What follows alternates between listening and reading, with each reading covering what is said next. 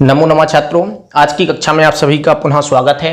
आज हम जो पिछली वीडियो में कृत प्रत्यय पढ़े थे तो उसमें हमने 5 कृत, कित, कितवतु, सत्री, शानच और तुमुन प्रत्यय पढ़े थे। आज की वीडियो में हम त्वा, लेप, अनियर, त्वा, तव्यत, अनियर, लेप और तिन प्रत्यय पढ़ेंगे। चलिए तो प्रारंभ करते हैं।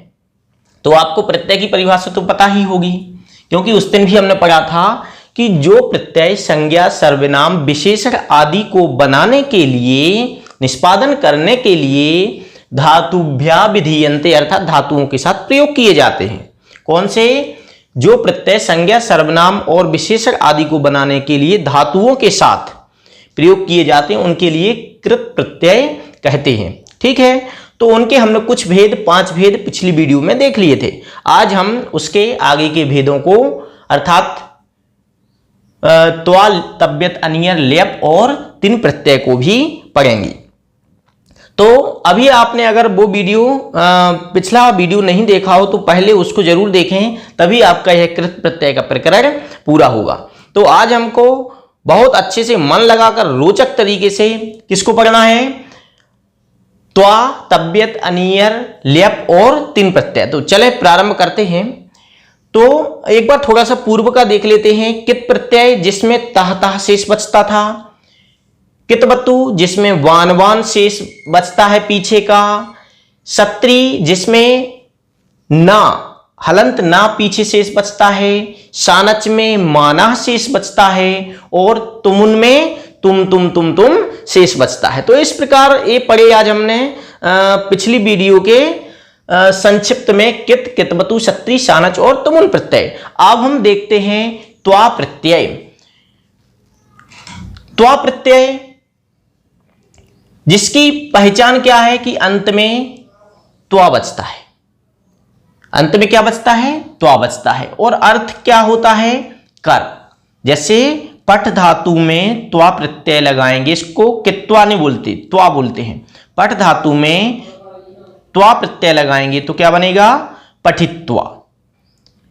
उसी प्रकार लिख धातु में त्वा प्रत्यय लिखित्वा, चल धातु में त्वा प्रत्यय चलित्वा और खाद धातु में त्वा प्रत्यय तो खादित्वा। और अर्थ क्या निकलेगा सभी का? पठित्वा पढ़कर, लिखित्वा लिखकर, चलित्वा चलकर, खादित्वा खाकर। अर्थात यह प्रत्यय धातु के आगे लग, धातु के पीछे लगकर उसके अर्थ में विशेष परिवर्तन कराता है। वो कौन सा प्रत्यय कहलाता है? त्वा प्रत्यय कहलाता है। और जिसका अर्थ निकलता है कर या करके। ठीक है, त्वा प्रत्यय और लेप प्रत्यय ध्यान से समझना, इसमें थोड़ा सा अंतर है। अर्थ दोनों का कर या करके, उसी प्रकार इसका भी कर या करके अर्थ निकलता है। लेकिन जो लेप प्रत्यय होता है वो उसके आगे उपसर्ग लगता है। तो अभी हम उसको बताएंगे। ठीक है, तो पठ धातु, लिख धातु, चल धातु, खाद धातु, गम धातु, जितनी भी धातुएं हैं संस्कृत में 1900 कुछ धातुएं होती हैं, तो उन सभी में अब परस्मैपद पद, आत्मनेपद पद की धातुएं, उभयपदी धातुएं, तो कुछ धातुओं में त्वा प्रत्यय लगेगा। तो इसका अर्थ हमें समझ में आ गया। पहचान अंत में क्या बचता है? आधा तावा, त्वा त्वा त्वा, सब जगह त्वा त्वा बचेगा।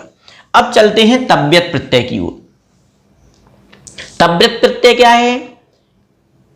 तव्यत प्रत्यय की पहचान है कि अंत में तव्यम बचता है। जैसे पठितव्यम, लिखितव्यम, चलितव्यम, खादितव्यम, वक्तव्यम, उक्तव्यम, कथितव्यम, हसितव्यम, तो सब में तव्यम तव्यम शेष रहता है। अर्थ क्या है? चाहिए। जैसे त्वम पठितव्यम, त्वम पठितव्यम तुमको पढ़ना चाहिए, त्वम लिखितव्यम तुमको लिखना चाहिए, चलितव्यम चलना चाहिए, खादितव्यम खाना चाहिए। तो इन सब में क्या लगेगा? तव्यत तव्यत तव्यत का तव्यम तव्यम आ जाएगा, पठितव्यम, लिखितव्यम, चलितव्यम, खादितव्यम, गंतव्यम, वक्तव्यम, क्रीडितव्यम। इस प्रकार तव्य तव्यत अर्थात चाहिए अर्थ में यह प्रयोग होता है। अब चलते हैं हम अनियर प्रत्यय की ओर। तो एक सूत्र है तव्य तव्या नीरा, ये सभी तीनों चाहिए अर्थ में होते हैं। तो अनियर प्रत्यय का भी प्रयोग जैसे पठ धातु में अनियर प्रत्यय लगेगा, पठनीयम पढ़ना चाहिए, लेखनीयम लिखना चाहिए, चलनीयम चलना चाहिए, और खादनीयम खाना चाहिए, बदनीयम बोलना चाहिए। तो सब में अनियर अनियर प्रत्यय लगेगा और अनियर का क्या बचता है, नियम शेष बचता है। ध्यान रखना, अनियर प्रत्यय की पहचान क्या है, अंत में नियम शेष बचता है। अर्थ क्या निकलता है, चाहिए। जैसे पठनीयम पढ़ना चाहिए, लेखनीयम लिखना चाहिए, चलनीयम चलना चाहिए। इस प्रकार अनियम अनियम अर्थ निकलता है। इसके बाद लेप प्रत्यय। लेप प्रत्यय जो अभी बताया था कि त्वा और लेप प्रत्यय लगभग समान होते हैं। तो लेप प्रत्यय जो होता है उसके पहले उपसर्ग होता है। लेप प्रत्यय के सामने क्या होता है, उपसर्ग होता है। तो जैसे सम उपसर्ग पूर्वक पठ धातु लेप प्रत्यय, जैसे हमने पठ धातु का देख रहे हैं, तो पठ धातु में सम उपसर्ग पहले उपसर्ग लगाएंगे और फिर लेप प्रत्यय। तो लेप का क्या शेष बचता है, या शेष बचता है। अब सम उपसर्ग पूर्वक, तो सम का सम आ गया, पठ धातु, पठ धातु का लेप प्रत्यय का या शेष आ गया, तो संपठ। उसी प्रकार लिख धातु का बी उपसर्ग पूर्वक लिख धातु लेप प्रत्यय, बिलिख लिखकर, पढ़कर, प्रचल चलकर, संखाद्य खाकर। ठीक है, तो इस प्रकार लेप प्रत्यय। लेकिन लेप प्रत्यय की पहचान क्या है, अंत में या तो रहेगा ही रहेगा और उसके पहले धातु के पहले उपसर्ग होगा ही होगा। लेप प्रत्यय की क्या पहचान, धातु के पहले उपसर्ग होगा ही होगा। तो इसको हमें बहुत ध्यान से देखना है कि उपसर्ग पूर्वक जिसमें धातु उपसर्ग के बाद धातु और इसके बाद लेप प्रत्यय हो उसे लेप प्रत्यय कहते हैं। अर्थात जिसमें धातु के पहले उपसर्ग लगा हो वो एक ही प्रत्यय है, लेप प्रत्यय है जिसमें धातु के पहले उपसर्ग लगाया जाता है। अब चलते हैं तीन प्रत्यय की ओर। तीन प्रत्यय का ती शेष बचता है और यह स्त्रीलिंग वाचक होता है। ठीक है ना, और भाववाच्य में इसका प्रयोग किया जाता है। जैसे गम प्लस तिन गति, भू प्लस तिन भूति, स्तु प्लस तिन स्तुति। अर्थात इसका प्रयोग भाववाच्य में होता है। गति गमन करना, जैसे सूर्य चंद्रमा की गति है। भूति, भूति मतलब संपत्ति। स्तुति मतलब किसी की स्तुति करना। तो इस प्रकार ये आज हमने जो कित प्रत्यय के शेष उदाहरण बचे, शेष प्रत्यय बचे थे, त्वा, त्यव्यत, अनियर, लेप और तीन प्रत्यय, इनको आज हमने पढ़ा। अब हम फिर से एक बार सभी प्रत्ययों के बारे में सुन लें। कित प्रत्यय जिसका ताह ताह शेष बचे, कितवतु जिसमें बान बान शेष बचे।